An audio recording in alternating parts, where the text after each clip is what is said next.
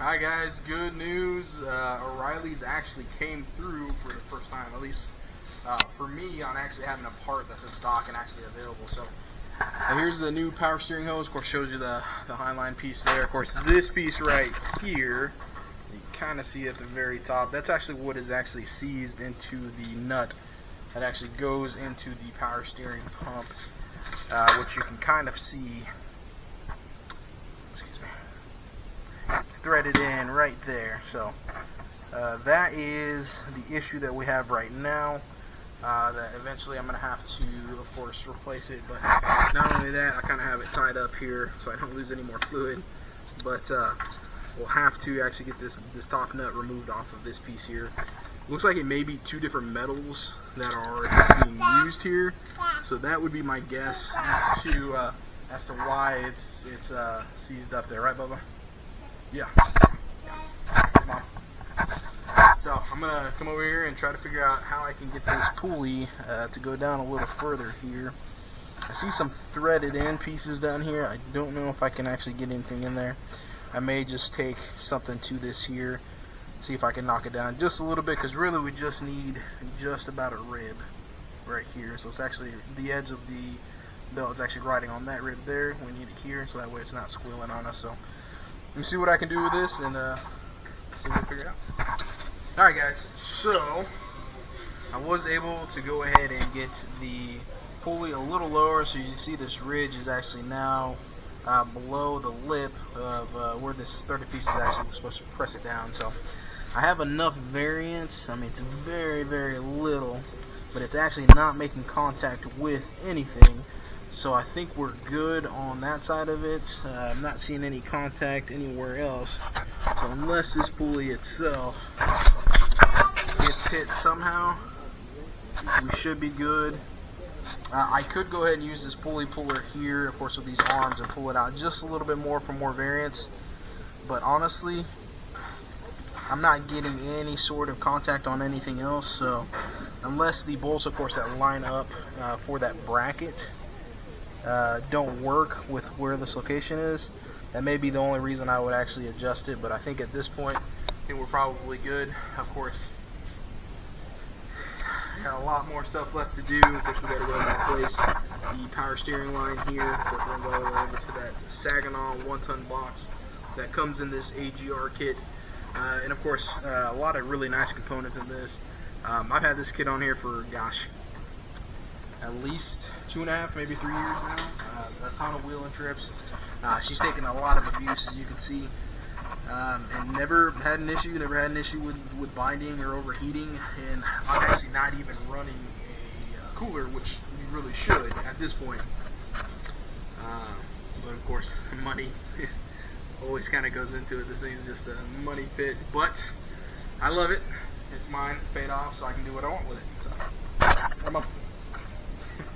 And that's about the extent that she does with me when we work. So whatever. That power steering thingy, I did a lot of work. Okay, she did. So she's got tiny little arms, and they don't give you a lot of room when you're actually putting this in. So she actually had to hold and run a lot of those lines there, because of course you can see there's not a ton of room there. But we got it done. Minimal leaks. I know it's not a good thing to say, but you can only do so much. But really happy with it. So hopefully with getting this pulley farther down on there, it's going to stop all the crazy noises that I was getting from it. And hopefully I didn't put it too far down, but if I did, at least I have a pulley puller that I bought from O'Reilly's, so it shouldn't be an issue to try to pull it out a little bit more. But we're going to go ahead and get it all put back together. Alright, we're going to do install here. Like I said, it is it's not the right way to do it, but it is a way to get it done. You know how when you're buying a vehicle and they said it's mechanics owned? Don't ever buy those cars. This is what you get. So you heard it here first, folks. Okay, so what did we do?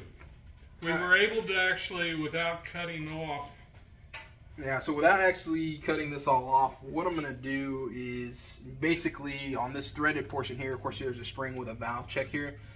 Inside there's actually threads, and what I'll do is instead of going through the process of trying to get this off all the way over there and put a new one on, I'm just going to do a temporary fix, something that you would probably see on the trail. And most trail fixes that I've done have actually lasted for a while, but this will probably be the one that doesn't. So stay tuned, folks. Here we go.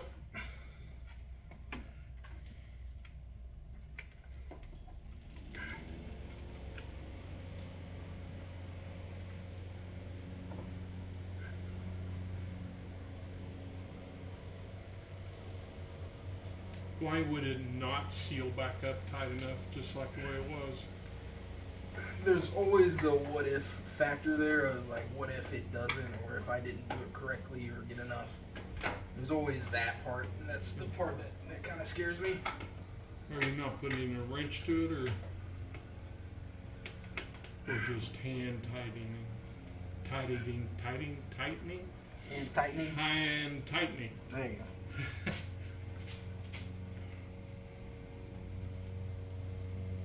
Just kind of looking at stuff here.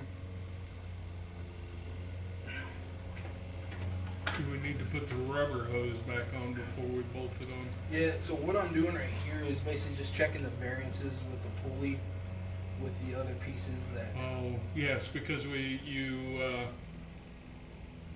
off camera, or maybe it was on camera, I had to leave to go do some things. He left me by myself. This is all his fault. But anyway, he was able to manually force the pulley further down onto the shaft of the pump. Yeah. Hopefully enough that will alleviate the squeaking sound. Which at this point, with all the noises the Jeep makes, I don't know why that even bothered me enough to actually do this, but it did.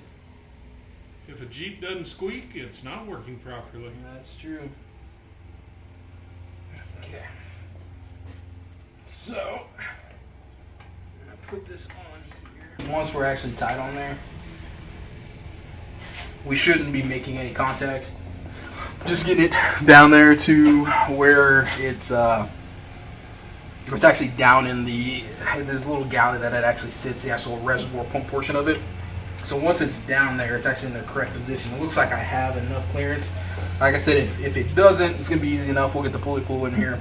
We'll pull this out a little bit. But yeah, I think overall, I think we're going to be good. So I'm going to go ahead and start hooking up some of the hoses and go from there.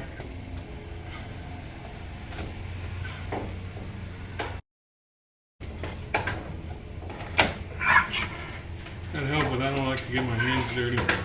That is 100% correct. He does not like to get his hands dirty. You need something? Yeah. Can I be of service to you? I need to get this. Of course, I'm holding the camera, so I'm not sure how much service I can be. Maybe I'll let you work on it. I'm sure glad things have cooled off. It's only 94 degrees today instead of 105. Only I'm sweating like a pig in heat. I don't think pigs sweat. Yeah, they do. It tastes like bacon, right? Bacon sweat. They have to. They're mammals.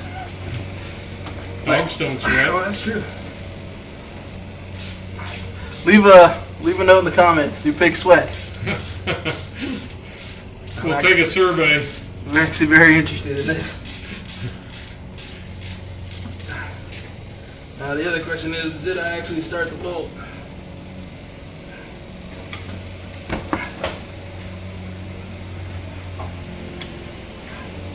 There's Taylor. There's Mateo. Look at him. Look at his Our outfit. hard worker. Look at him. Taking out the trash. Hey, don't hit. Taking out the trash, huh? Taking out the trash. No.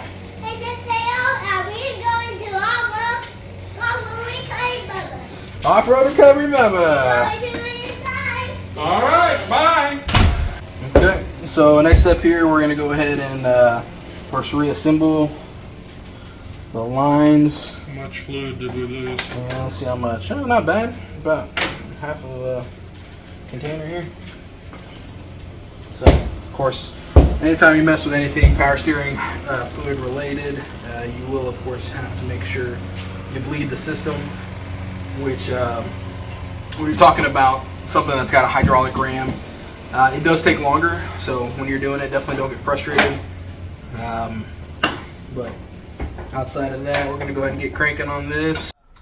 But this is the special fluid that you actually need. This is sold directly from AGR. You do have to make sure, if you are going to run their systems, run this fluid. If you don't run this store of oil for this, it's going to avoid any of your warranties that you have with the kit. So it's very, very important when you order it to go ahead and order at least 2 or 3 of these. Like I said, we put 2 in originally, and of course I bought an extra one just in case for any additional things that break. But yeah, this is the stuff that you need. It's pretty expensive, but it is what you need. 940100 is the part number, and it's like it's here made in the US. So. Yay, USA. No, let's hope he doesn't spill any. He kind of has a habit, but it's got a wide mouth, so. Feels good. No squealing. Oh, really? So now to bleed it, it's basically just cycling the tires left and right, left and right. When, most of you will know this, but the power ram is this, and it assists in turning these great big humongous 40-inch tires.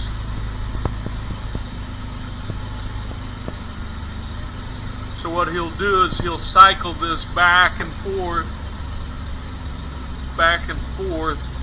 working the fluid all the way through the system.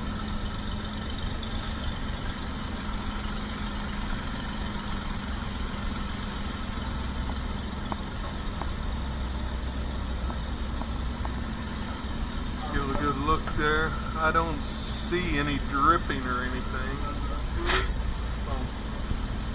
Well, that's it for today. Like and subscribe below, and we'll have more videos to come. Thank you.